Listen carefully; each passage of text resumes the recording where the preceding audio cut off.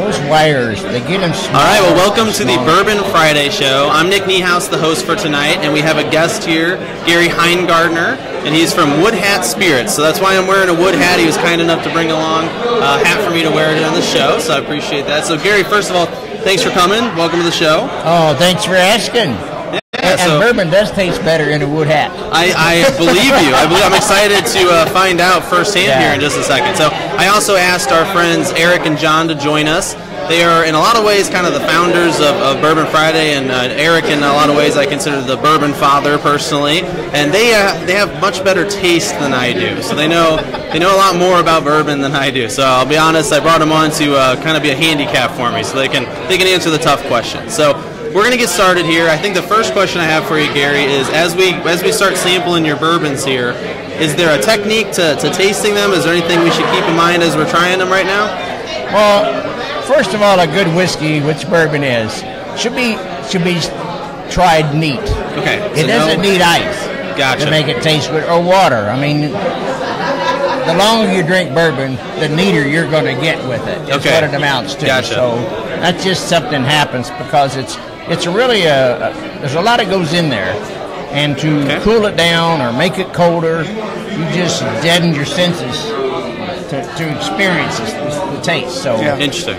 So should it be room temperature, or what's kind of the ideal? Should be body temperature. Body temperature. Body temperature. Interesting. Okay. Yeah. Now these are more of a mixed glass, mixed drinks. Yeah, we don't have the fanciest glasses, unfortunately. But if you can get it to body temperature, room temperature is pretty good because your body's going to pretty well take it out of there. But the aromas and things that come out of that body temperature are just greater. Okay, gotcha. Yeah, so. All right, so as we try this, I mean, I guess we should smell the aromas first. let me pour the first one. Go ahead and get a glass. We call this our Montgomery County bourbon. All right. It's made out of yellow corn, and it's in a standard Missouri white oak barrel. Okay. Now, all bourbon barrels are made in Missouri up till just recently. Okay, really? And all corn that makes bourbon is yellow corn. Now, we grow yellow corn in this country for cows and pigs. And this is the same stuff they make bourbon out of? That's right. Really? Because that's really all there is. But we know in the wine business, change a grape, make a different wine. We know in the beer business, you change them all, you make a different beer. Sure. And people say, does corn make a difference? Well, it does. There's only four things. You only got four things to deal with. Yeah. You got grain, you got barrel, you got water, and you got time. So when you change the grain, you have a big influence over the spirit. So this is Montgomery County. This is our take on a traditional bourbon, 100 proof, in a pot still.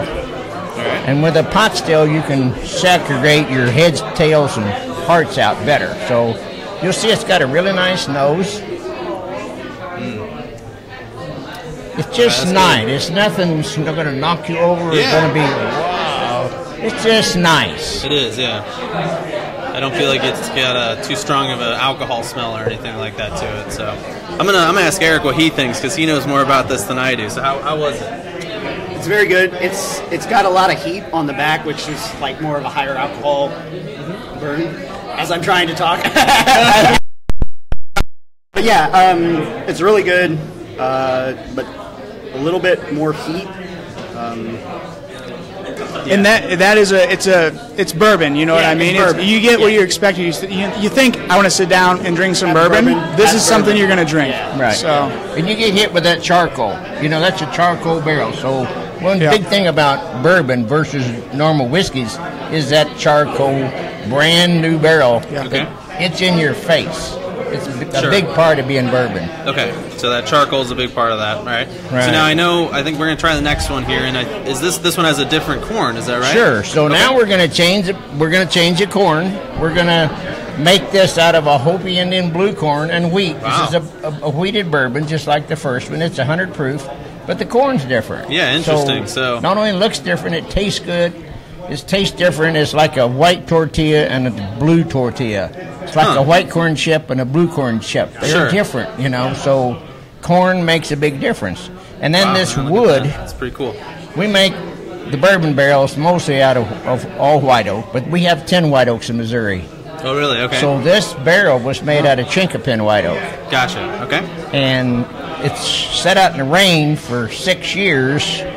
before we made the barrel. And what that did, it washed out the water-soluble tannins from rainwater. So your tannins, your real astringency, your bitterness, tannin, we kind of washed those out. So we call this Rubenesque because it's such a big-bodied bourbon. Okay. So you notice first time the nose is just really different. Oh, yeah, wow.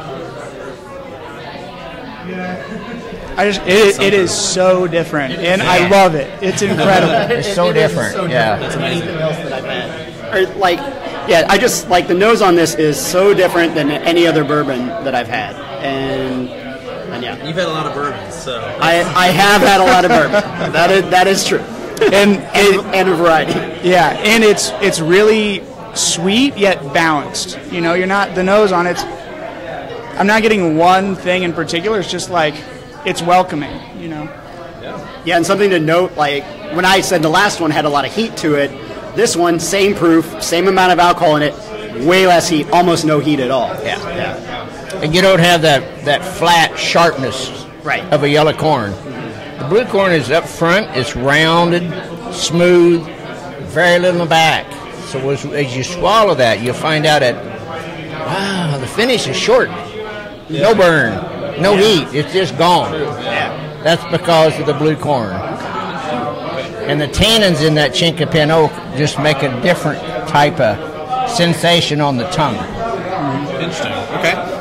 Yeah, it's not too oily. You can really like let it coat your mouth, and it's really enjoyable. And that like the mouthfeel of it. Yeah. So. What I know is it tasted good, so that's my professional opinion there. That's good. Agreed. Yeah. Okay, well I'm right. That's good. I like to be right. Okay, so we had a lot of fun making this. Took us a while. We plant the corn to put the label on the bottle, but then we had some fun with it. So the first thing we do with this is we take the barrel we made that in. Okay, and we loan that to a brewery. Okay. And they make a bourbon beer. Okay. Sure. When they get done with it, I get it back, and I put more of that back in the barrel and age it again. Really? Oh. Okay. So, and this is what we call our brew barrel bourbon. So, okay. This whiskey was in a barrel, brand new, Chinkapin oak, number 3 char, loaned to a brewery. They did a beer in it, and then we get it back, and we put more bourbon in it. So the barrel's got bourbon, beer, and bourbon again. Wow. So in each one of ours bottles we have on the side here, it tells you what brewery it was and what beer they put in the bottle, because it makes a difference. So so does this bourbon always kind of have a different flavor every time you do it? Because it's a different beer a lot of times? In each one of our batches, we have people that keep every batch, because they taste a little different. Cool, all right. So, and it's now that he's heard that, he's going to have one of each.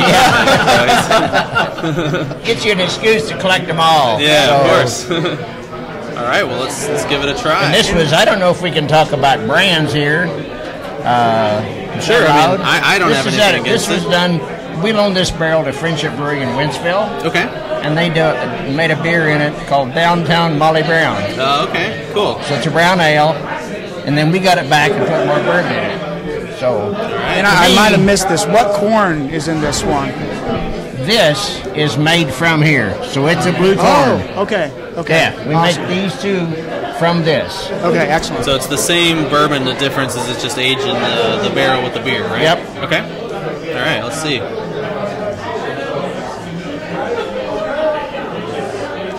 To me, it's kind of like yeah.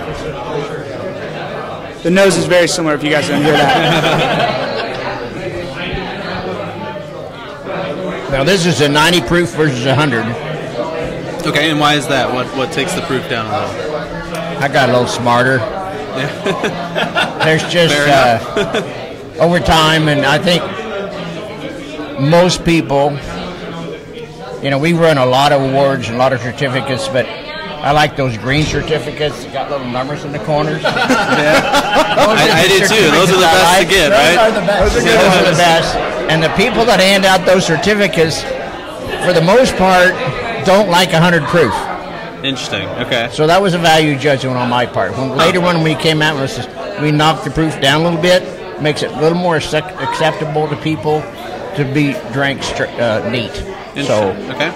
To me, It doesn't add a lot of beer taste, but it sure changes the structure of the taste. Yeah. It's smoother. It's milder. You know, it's not as bold as this. It's not as complex as that, but it sure is smoother. Okay. There's something that beer does to it. That is an easy sipper. Yeah, easy sipper. Oh, yeah. Yeah. And so to bring that proof down, do you just add water, or is there something else you do? Okay. Now so these just are all water. barrel. They come off the still we come off the still between 138 and 145 proof. We water that down to put it in a barrel. You can't put bourbon in a barrel any higher than 125. Oh, really? Okay. So we run around 123 and a half. So when it comes back out of that barrel to come down to 100 or 80, you put water with it. Gotcha. Okay. So, Eric's over here like a course. Yep. I know. I know these things. I'm here to learn. I'm sorry. All right. The second can't be distilled higher than 160. You know? Yeah. Oh, he's got it. He's on it. Right. So then the next thing we do with this is I made some barrels out of pecan wood. Ooh, okay. I like pecans. Nobody in the world has ever made barrels out of pecan wood. And the reason I know that is because they leak. Oh, okay. So it's like going to a bucket maker and say, would you make me some buckets that leak? Yeah, that would make sense. You know, don't put my name on it. So we put whiskey in white oak, not because it tastes good, but because it doesn't leak. Okay. And the taste we get out of that is a consequence. Gotcha. Not what we intended to. So it sounds like Eric didn't know that either. So I'm excited. We're on the same page for once. So when a white oak tree matures and it turns to heartwood, it plugs those xylem and phloem tubes because it's just a bunch of straws, right? Okay. So if you have a board and the whiskey goes into that first xylem or phloem tube, you run out the end. But not in white oak. White oak plugs the chemical called tyloses. Oh, okay. And that's why we use white oak to store bourbon in. And that's exactly why you don't make a barrel out of pecan. Okay. All right. So how did you get to that point then? Well, it's a long story, but it tastes good. Okay. Well, so I sacrifice. I'm ready to taste this. I sacrifice volume for taste. All right. I'm excited for this one. What I really do, I just put it in a smaller bottle and charge you more. Yeah, I like it. You get more of those certificates that way, right? Yeah, we call this double wood. Okay. But we're going to quit doing that because I just got a call from Scotland about 30 minutes ago and says, thou shall not call something that we call it. Oh, no. So okay. I'm in a little trouble legal-wise. We're going to call it something else, but for right now, it's double wood. It'll have a new name here in very shortly. I didn't realize it, but Belvini was a little stern, a little upset about on the phone a while ago. They have a double wood. So well, this is probably that's better a double wood, but it's pecan. And you notice that front, the nose is different all of a sudden. Oh yeah, no, I can definitely smell that. It's got a really nice nose. It's a little bit lighter, I think. Yeah, less tanniny. Yep. Yeah, it's not as heavy. It doesn't have the high tannins you other bourbons do. It's good. And then the finish. The finish on this is the signature part of that bourbon. It hangs in there a long time. Yeah, it does. Any takes, Eric? The finish hit me in the front of the tongue, which is very... Oh, did it? Yeah. That's very strange. Turn your tongue around. Yeah. And I'm like... To see a specialist, I don't know. Well, people ask me about these 4 bourbons, and I don't know, maybe it's kind of a different way of looking at it, but you're going to have a party and some friends, you want a nice bourbon, good quality bourbon that's going to be kind of more traditional. You bring that to the party. You got a little better friends that appreciate a bourbon a little more in depth, that's got a more complexity to it, that people are used to drinking stuff neat, then you bring this one out. You want to have a party and people say, let me try some bourbon.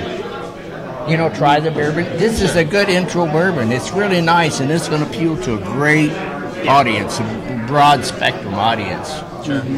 You want to have a party and don't tell the neighbors? It's this one. All right, fair enough. Good to know. So, All right, cool. So we've tried all the bourbons now. My opinion is that they're just all amazing and delicious because I don't have much nuance, but they were all delicious. So you got a favorite there? This one, Okay. hands down. That's it's the hands so down unique. winner. Amazing flavor in it. Really, well, thank you very much. Yeah, you get a prize for saying that. You win.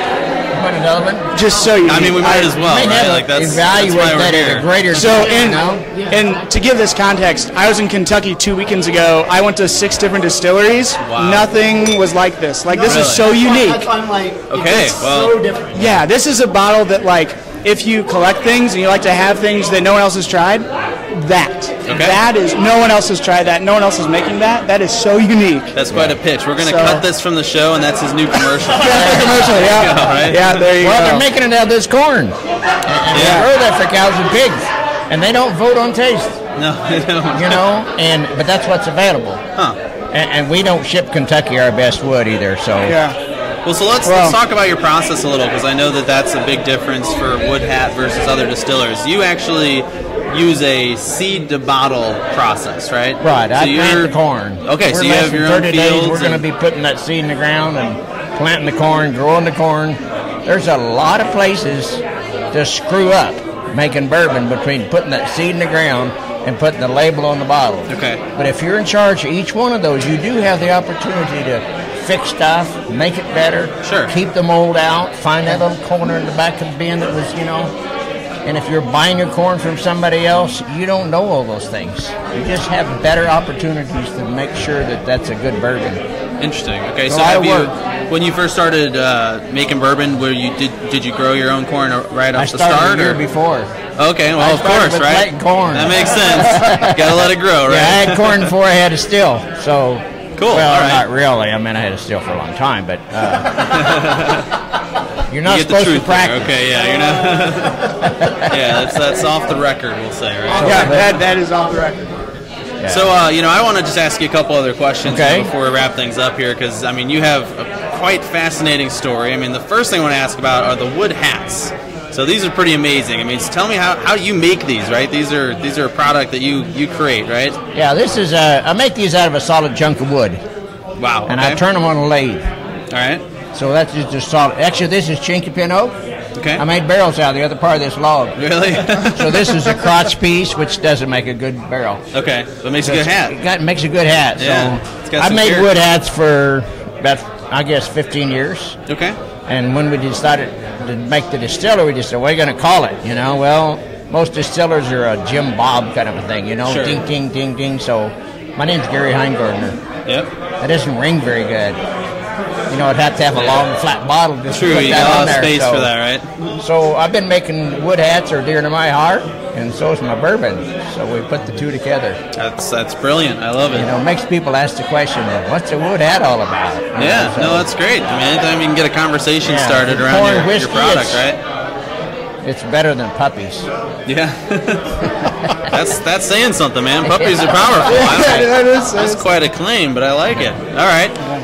So tell me a little bit more about your background, because obviously, you got into bourbon a while ago, but you Yeah. had quite a career before that. So what are, I what grew are the up things cutting that white led oak you to that? logs for stays when I was a kid. Got a degree in bachelor's degree in biology, and I always liked the fermentation, microbiology part of it. Okay. And I got a master's degree in agronomy, and I spent most of my professional career dealing with growing corn, wheat, and soybeans. So Okay, well, that that's makes where I sense. thought, why don't we use corn that people eat Yeah. instead right. of what we feed pigs? Because it's not about taste; that's all about yield. Yeah. More people eat blue corn in the world than any other corn. Really? That's I holy did not know corn. that. That's Yeah. religious corn, all the way from Southwest U.S. all the way to Central South America, Chile, Argentina. Blue corn is a common corn that they grow. Tastes good, Huh. so they grow it. Also rolls out really nice. The starches are complex, they're interwoven, and it holds together like gluten when you're making a tortilla. So Okay. if you're making a tortilla, it's got to hold together. It's got to taste good, and that's blue corn. So Okay. I started by planting blue corn to start with. And then we've added the Bloody Butcher Red to that. Bloody Butcher is if you look at blue corn, it's smooth, it's front, it's rounded.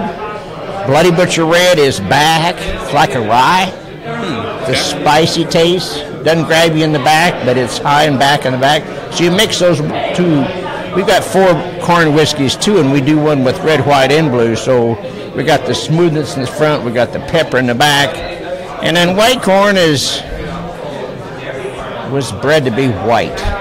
That's it. It was really bred to be non-yellow. Okay. So they didn't add taste to that. Yeah. To me, I haven't found a really good white to make. But I do know that perhaps in the olden days it may actually sprout better. Okay. You know, so there could be a functionality if you're not using enzymes or barley with it, it could malt better. Okay. Corn is really difficult to malt because it wants to mold before it's malted, because it takes a long time. Yeah. You can malt barley in a few days. Corn is going to be a couple weeks. Oh, really? Likely mold in that? You plant corn and go out there, and the corn will be that tall, and pull it up, and the corn seed's still on there. It hasn't metabolized all that starch because it has very little alpha and glucoamylase to convert your starch into sugars. So that's done on purpose. So if you get a dry spell, that corn can hang in there and still grow. Gotcha. Okay. That makes it really difficult to make whiskey because it makes a long time to malt it. Gotcha. Okay. So the word malt, if you ever see the word malt, just put sprout in there and then it makes sense. Oh, okay. I like that. All right, that makes sense. Yeah, that makes sense. Oh, okay. I did not know what the word malt meant up until now. It means sprouting. Sprout. I know it's sprouting. Right? And if you don't put anything else with it, it means barley. Okay. So now it's too much. I can't keep track of it. I think your comments on white corn are really interesting because the Woodford Reserve Masters white corn got mixed reviews. Some people thought it was great, really smooth. Other people were like, it's completely bland. It is. So, that's my opinion. Yeah. So there you go. When you look at corn and the breeding and where it really come from, we used to bleach white flour.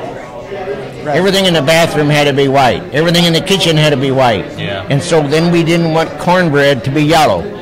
We had to have white cornbread. So, and white corn is universal. It can be just cow feed. You can make cornbread with it. You can make whiskey with it. So it's more of a universal corn.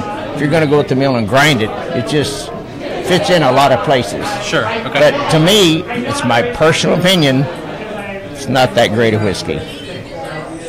Fair enough. You can raise them, grind them, and put them in the same still, and line them all up here, and you'll take the white one last every time. Well, there you go. So the white, no white corn. Yeah, don't use the white corn. I've got a red, white, and blue corn whiskey, but I only have the white corn in there 11%. Okay. If I hadn't have put it on the label, I wouldn't have put it in the bottle. Gotcha. I could see it balancing out like a really spicy grain. If you want to make a rye with it, it might work. Yes, exactly. But outside of that, I see what you're saying. It is pretty bland. Yeah. So, like white cornmeal cornbread. Right. You make cornmeal or cornbread out of a mixture of blue and red and white. Oh my God, you got a really good cornbread. There you go.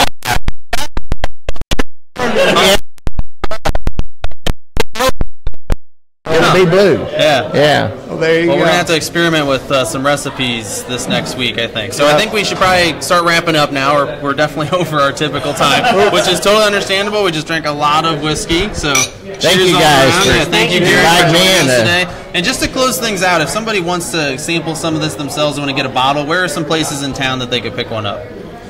Any self-respecting liquor store. Oh, fair enough. Okay. We're in 120 places in Missouri and about 120 in Kansas, but if they don't have it, they can get it. Okay, so go in and request it. Demand that they call Gary for a couple cases. We're distributed in the St. Louis area and Missouri by Lower Distributing everywhere, and if you can't find it, call them or call me. We can get it there. All right, sounds good. Well, thanks for tuning in this week. We will be back on again next week around 4:30 here from T-Rex. Thanks to the EQ Media Lab for helping us out with all the technology. Thanks to Vanessa Lobo, my business partner, for being our awesome producer and helping us through the show. And we'll see you again next Friday. Thanks for tuning in.